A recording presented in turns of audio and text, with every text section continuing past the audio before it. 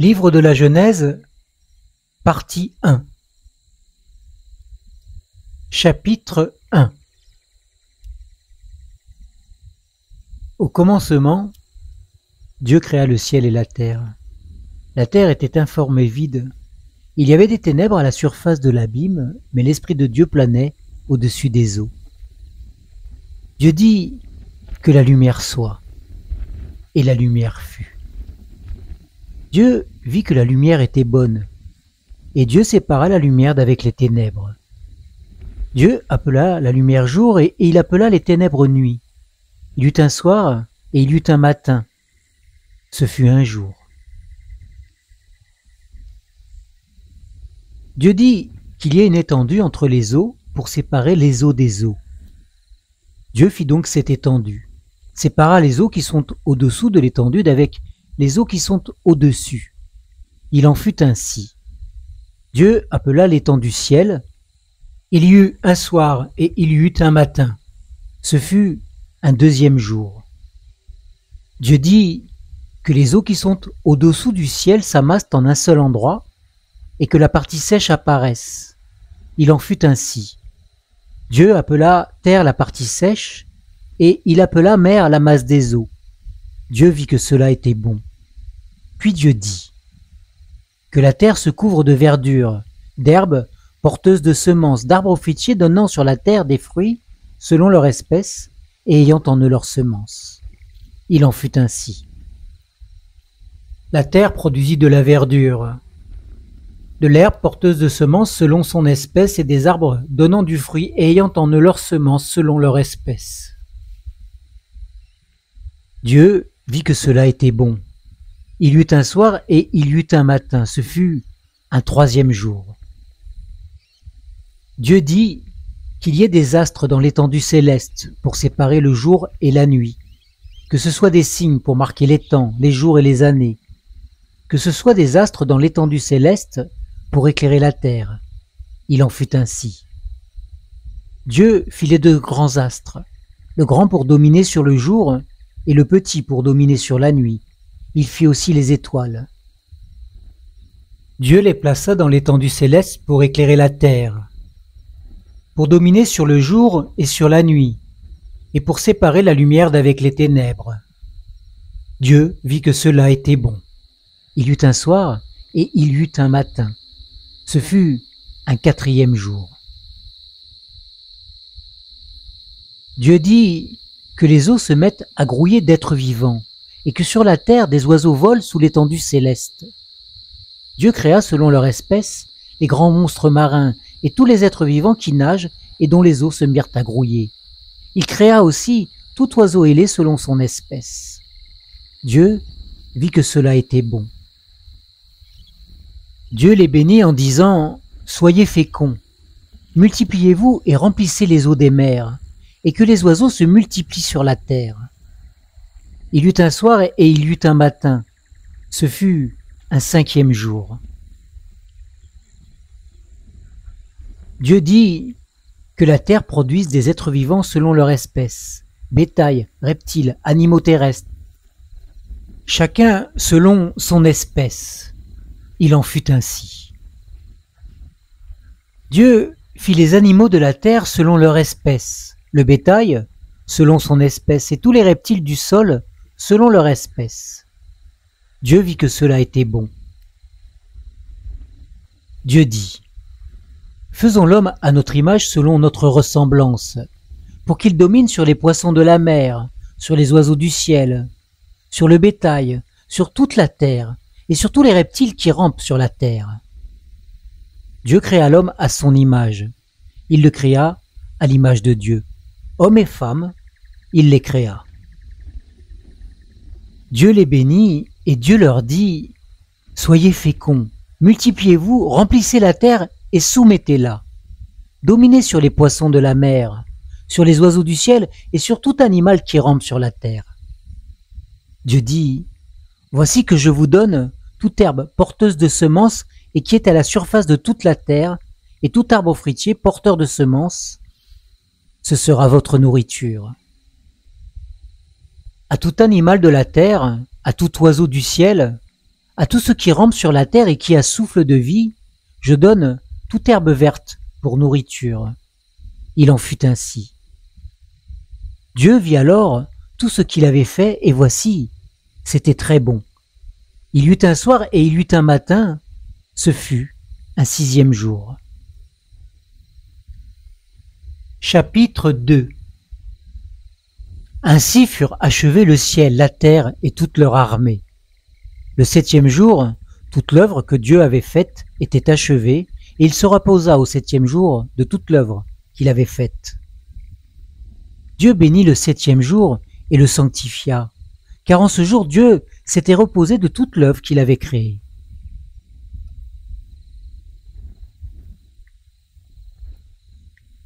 Voici les origines du ciel et de la terre quand ils furent créés. Lorsque l'Éternel fit la terre et le ciel, il n'y avait encore aucun arbuste de la campagne sur la terre, et aucune herbe de la campagne ne germait encore, car l'Éternel Dieu n'avait pas fait pleuvoir sur la terre, et il n'y avait point d'homme pour cultiver le sol.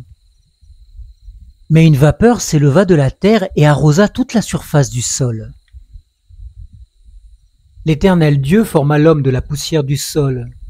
Il insuffla dans ses narines un souffle vital, et l'homme devint un être vivant. Puis l'Éternel Dieu planta un jardin en Éden, du côté de l'Orient, et il y mit l'homme qu'il avait formé. L'Éternel Dieu fit germer du sol toutes sortes d'arbres d'aspect agréable et bon à manger, ainsi que l'arbre de la vie au milieu du jardin, et l'arbre de la connaissance du bien et du mal. Un fleuve sortait d'Éden pour arroser le jardin, et de là, il se divisait en 4 bras. Le nom du premier est Pishon. C'est celui qui contourne tout le pays de la Havila où l'on trouve de l'or d'excellente qualité ainsi que le bdellium et la pierre d'onyx. Le nom du second fleuve est Gihon. C'est celui qui contourne tout le pays de Couche. Le nom du 3e fleuve est Hiddekel. C'est celui qui coule à l'orient de la Syrie. Le 4e fleuve, c'est l'Euphrate. L'Éternel Dieu prit l'homme et le plaça dans le jardin d'Éden pour le cultiver et pour le garder. L'Éternel Dieu donna ce commandement à l'homme. Tu pourras manger de tous les arbres du jardin, mais tu ne mangeras pas de l'arbre de la connaissance du bien et du mal, car le jour où tu en mangeras, tu mourras. L'Éternel Dieu dit, « Il n'est pas bon que l'homme soit seul. Je lui ferai une aide qui sera son vis-à-vis. » L'Éternel Dieu forma du sol tous les animaux des champs et tous les oiseaux du ciel. Il les fit venir vers l'homme pour voir comment il les appellerait, afin que tout être vivant porte le nom que l'homme lui aurait donné. L'homme donna des noms à tout le bétail, aux oiseaux du ciel et à tous les animaux des champs. Mais, pour l'homme, il ne trouva pas d'aide qui fût son vis-à-vis. Alors l'Éternel Dieu fit tomber un profond sommeil sur l'homme qui s'endormit. Il prit une de ses côtes et referma la chair à sa place. L'Éternel Dieu forma une femme de la côte qu'il avait prise à l'homme, et il l'amena vers l'homme. Et l'homme dit, « Cette fois c'est l'os de mes os, la chair de ma chair, c'est elle qu'on appellera femme, car elle a été prise de l'homme. C'est pourquoi l'homme quittera son père et sa mère et s'attachera à sa femme, et ils deviendront une seule chair. » L'homme et sa femme étaient tous les deux nus et n'en avaient pas honte. Chapitre 3. Le serpent était le plus rusé de tous les animaux des champs que l'Éternel Dieu avait fait. Il dit à la femme, « Dieu a-t-il réellement dit, « Vous ne mangerez pas de tous les arbres du jardin ?» La femme dit au serpent, « Nous mangeons du fruit des arbres du jardin, mais quant au fruit de l'arbre qui est au milieu du jardin, Dieu a dit, « Vous n'en mangerez pas et vous n'y toucherez pas, sinon vous mourrez. » Alors, le serpent dit à la femme, « Vous ne mourrez pas du tout, mais Dieu sait que, le jour où vous en mangerez, vos yeux s'ouvriront et que vous serez comme des dieux qui connaissent le bien et le mal. » La femme vit que l'arbre était bon à manger, agréable à la vue et propre à donner du discernement. Elle prit de son fruit et en mangea, et elle en donna aussi à son mari qui était avec elle, et il en mangea. Les yeux de tous deux s'ouvrirent. Ils prirent conscience du fait qu'ils étaient nus. Ils se firent des ceintures avec des feuilles de figuier cousues ensemble. Alors, ils entendirent la voix de l'Éternel Dieu qui parcourait le jardin avec la brise du soir. L'homme et sa femme allèrent se cacher devant l'Éternel Dieu parmi les arbres du jardin. L'Éternel Dieu appela l'homme et lui dit, « Où es-tu » Il répondit, « J'ai entendu ta voix dans le jardin et j'ai eu peur parce que je suis nu. Je me suis donc caché. » L'Éternel Dieu dit, « Qui t'a appris que tu es nu? Est-ce que tu as mangé de l'arbre dont je t'avais défendu de manger ?» L'homme répondit, « C'est la femme que tu as mise auprès de moi qui m'a donné de l'arbre et j'en ai mangé. » Alors l'Éternel Dieu dit à la femme, « Pourquoi tu fais cela ?» La femme répondit, « Le serpent m'a induite en erreur et j'en ai mangé. » L'Éternel Dieu dit au serpent, « Puisque tu as fait cela, tu seras maudit entre tout le bétail et tous les animaux de la campagne. Tu marcheras sur ton ventre et tu mangeras de la poussière tous les jours de ta vie. Je mettrai inimitié entre toi et la femme, entre ta descendance et sa descendance. Celle-ci t'écrasera la tête et tu lui écraseras le talon. » Il dit à la femme, « Je rendrai tes grossesses très pénibles, c'est avec peine que tu accoucheras. Tes désirs se porteront vers ton mari, mais il dominera sur toi. » Il dit à l'homme, « Parce que tu as écouté la voix de ta femme et que tu as mangé de l'arbre dont je t'avais défendu de manger, le sol sera maudit à cause de toi. C'est avec peine que tu en tireras ta nourriture tous les jours de ta vie. Il te produira des chardons et des broussailles, et tu mangeras l'herbe de la campagne. C'est à la sueur de ton visage que tu mangeras du pain jusqu'à ce que tu retournes dans le sol d'où tu as été pris. Car tu es poussière et tu retourneras à la poussière. »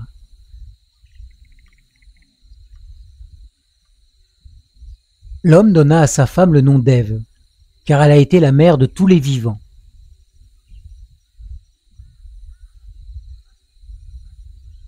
L'Éternel Dieu dit, « Maintenant que l'homme est devenu comme l'un de nous pour la connaissance du bien et du mal, évitons qu'il tende la main pour prendre aussi de l'arbre de vie, en manger et vivre éternellement. »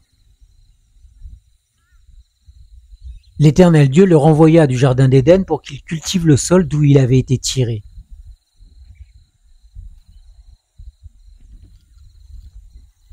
Après avoir chassé l'homme, il mit à demeure à l'est du jardin d'Éden les chérubins et la flamme de l'épée qui tournoie pour garder le chemin de l'arbre de vie.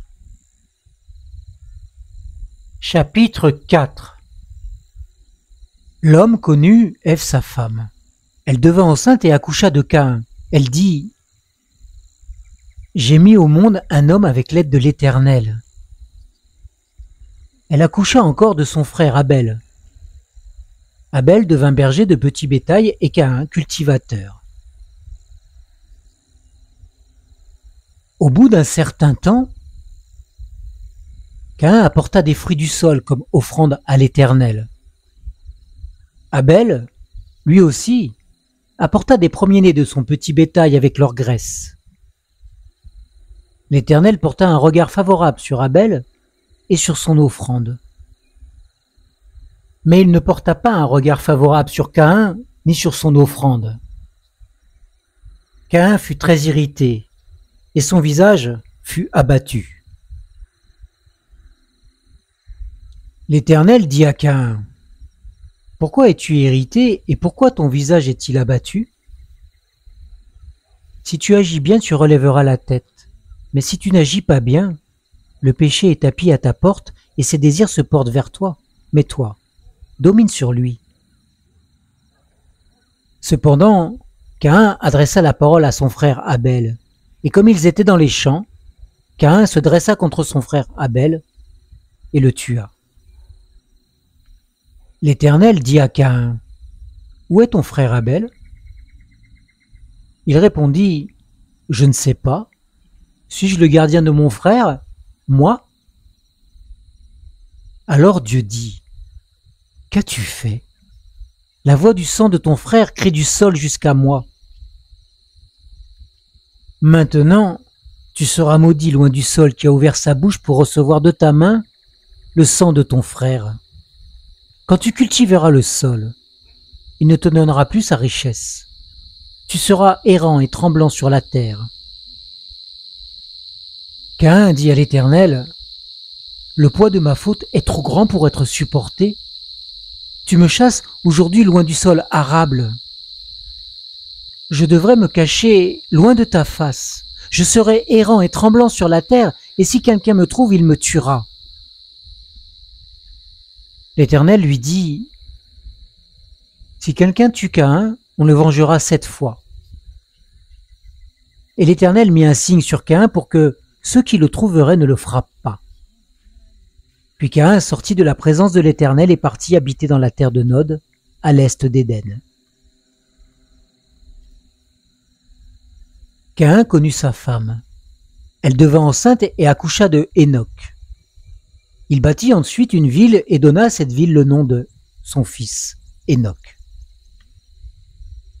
À Hénoc naquit Irad. Irad engendra Mehujaël. Mehujaël engendra Methutchaël. Et Methutchaël engendra Lémec.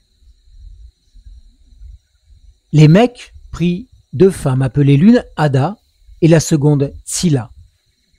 Ada accoucha de Yabal, c'est lui l'ancêtre des éleveurs nomades. Le nom de son frère était Yubal, c'est lui l'ancêtre de tous ceux qui jouent de la harpe et du chalumeau. Tsila, de son côté, accoucha de Tubal-Caïn, qui forgeait tous les outils de bronze et de fer. La sœur de Tubal-Caïn était Nahama. Lémec dit à ses femmes, « Ada et Tsila, écoutez ma voix. Femmes de Lémec, prêtez l'oreille à ma parole. J'ai tué un homme pour ma blessure et un enfant pour ma meurtrissure. Caïn sera vengé 7 fois, et Lémec 77 fois. » Adam connut encore sa femme. Elle enfanta un fils et l'appela du nom de Seth. Car, dit-elle, Dieu m'a donné une autre descendance à la place d'Abel, que Caïn a tué. À Seth aussi, il naquit un fils qu'il appela du nom d'Énoch. C'est alors que l'on commença à invoquer le nom de l'Éternel. Chapitre 5. Voici le livre de la postérité d'Adam. Le jour où Dieu créa Adam, il le fit à la ressemblance de Dieu. Hommes et femmes, il les créa, il les bénit et les appela du nom d'hommes au moment où ils furent créés. Adam, âgé de 130 ans, engendra un fils à sa ressemblance, selon son image, et il lui donna le nom de Seth. Les jours d'Adam, après la naissance de Seth, furent de 800 ans, et il engendra des fils et des filles. La durée totale de sa vie fut de 930 ans, puis il mourut. Seth, âgé de 105 ans, engendra Énoch. Seth vécut après la naissance d'Énoch 807 ans, et il engendra des fils et des filles. La durée totale de sa vie fut de 912 ans, puis il mourut. Énoch, âgé de 90 ans, engendra Kénan. Énoch vécut après la naissance de Kénan 815 ans, et il engendra des fils et des filles. La durée totale de sa vie fut de 905 ans, puis il mourut. Kénan, âgé de 70 ans, engendra Mahalalel. Kénan vécut après la naissance de Mahalalel 840 ans, et il engendra des fils et des filles. La durée totale de sa vie fut de 910 ans, puis il mourut. Mahalalel, âgé de 65 ans, engendra Yéred. Mahalalel vécut après la naissance de Yéred 830 ans, et il engendra des fils et des filles. La durée totale de sa vie fut de 895 ans, puis il mourut.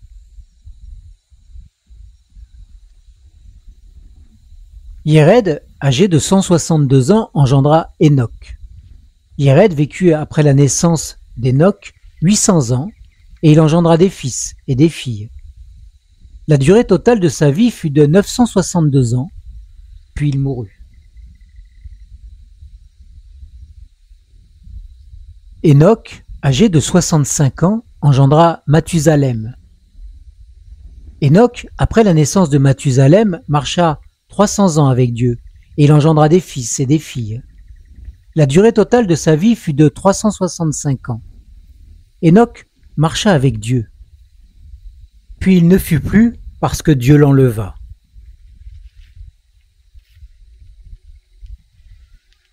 Mathusalem, âgé de 187 ans, engendra Lémec. Mathusalem vécut après la naissance de Lémec 782 ans, et il engendra des fils et des filles. La durée totale de sa vie fut de 969 ans, puis il mourut. Lémec, âgé de 182 ans, engendra un fils.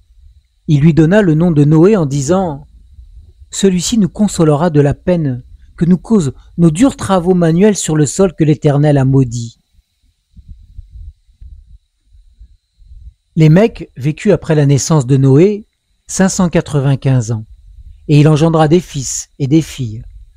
La durée totale de sa vie fut de 777 ans, puis il mourut. Noé, âgé de 500 ans, engendra Sem, Cham et Japheth. Chapitre 6. Lorsque les hommes eurent commencé à se multiplier à la surface du sol et que des filles leur furent nées, les fils de Dieu virent que les filles des hommes étaient belles. Et ce fut parmi elles qu'ils choisirent leurs femmes. Alors l'Éternel dit : « Mon esprit ne restera pas toujours dans l'homme, car celui-ci n'est que chair et ses jours seront de 120 ans. » C'était l'époque où il y avait des géants sur la terre, après que les fils de Dieu furent venus vers les filles des hommes et qu'elles leur eurent donné des enfants. Ce sont là les héros des temps anciens.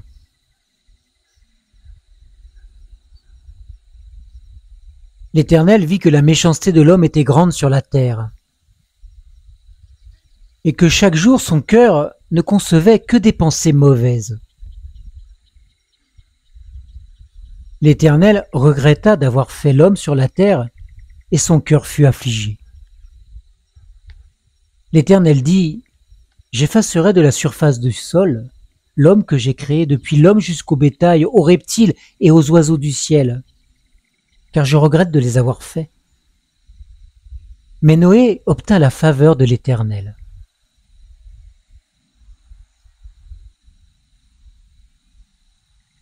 Voici la postérité de Noé. Noé était un homme juste et intègre parmi ses contemporains. Noé marchait avec Dieu. Noé engendra 3 fils, Sem, Cham et Japheth. La terre était corrompue devant Dieu. La terre était pleine de violence. Dieu vit que la terre était corrompue, car toute chair avait une conduite corrompue sur la terre. Alors Dieu dit à Noé : « J'ai décidé de mettre fin à tous les êtres vivants, car la terre est pleine de violence à cause d'eux. Je vais donc les détruire avec la terre. Fais-toi une arche de bois de gopher. Tu disposeras cette arche en cellules et tu la couvriras d'un enduit en dedans et en dehors. Tu la feras comme suit. L'arche aura 300 coudées de longueur, 50 coudées de largeur et 30 coudées de hauteur. Tu feras à l'arche une ouverture d'une coudée disposée tout en haut. Tu placeras la porte de l'arche sur le côté et tu feras un étage inférieur, un second et un troisième. Et quant à moi, je vais faire venir le déluge sur la terre pour détruire toute chair qui sous le ciel a souffle de vie. Tout ce qui est sur la terre périra. Mais avec toi j'établirai mon alliance. Tu entreras dans l'arche avec tes fils, ta femme et tes belles-filles. Tu feras aussi entrer dans l'arche 2 animaux de chaque espèce vivante pour qu'ils survivent avec toi. Tu prendras un mâle et une femelle. Un couple de chaque espèce, oiseaux, bétail, reptiles du sol, viendra vers toi afin de survivre. Et toi, prends de tous les aliments que l'on mange et fais-en des provisions auprès de toi pour que cela te serve de nourriture ainsi qu'à eux. C'est ce que fit Noé. Il agit en tout point comme Dieu le lui avait ordonné. Chapitre 7. L'Éternel dit à Noé: Entre dans l'arche, toi et toute ta famille, car j'ai vu que devant moi tu es juste parmi tes contemporains. Prends auprès de toi 7 couples de toutes les bêtes pures, le mâle et sa femelle, un couple de bêtes qui ne sont pas pures, le mâle et sa femelle, 7 couples aussi des oiseaux du ciel, mâle et femelle, afin de garder en vie leur descendance sur toute la surface de la terre. Car dans 7 jours, moi je vais faire venir la pluie sur la terre 40 jours et 40 nuits, et j'effacerai de la surface du sol tous les êtres que j'ai faits. Noé agit en tout point comme l'Éternel le lui avait ordonné. Noé avait 600 ans lorsque le déluge survint sur la terre.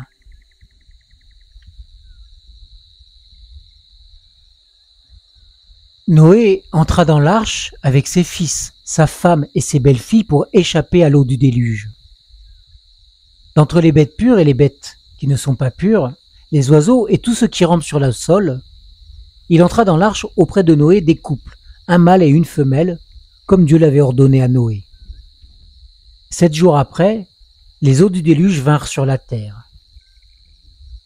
L'an 600 de la vie de Noé, le 2e mois, le 17e jour du mois, en ce jour-là, toutes les sources du grand abîme jaillirent, et les écluses du ciel s'ouvrirent. Il y eut de la pluie sur la terre 40 jours et 40 nuits.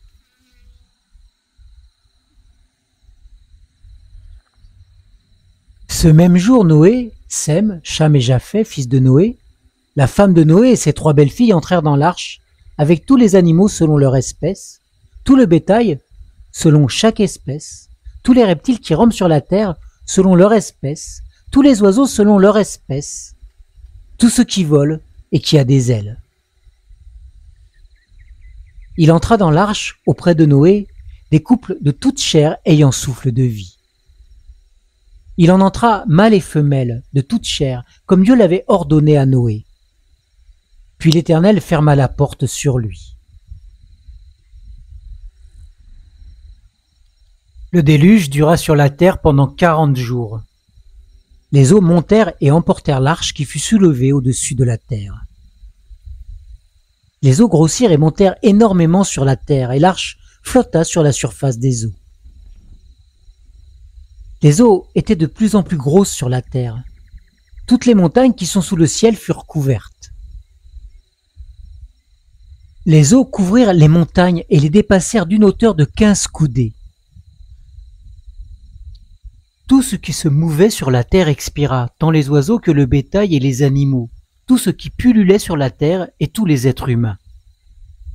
Tout ce qui était animé d'un souffle de vie dans les narines et qui était sur la terre sèche mourut.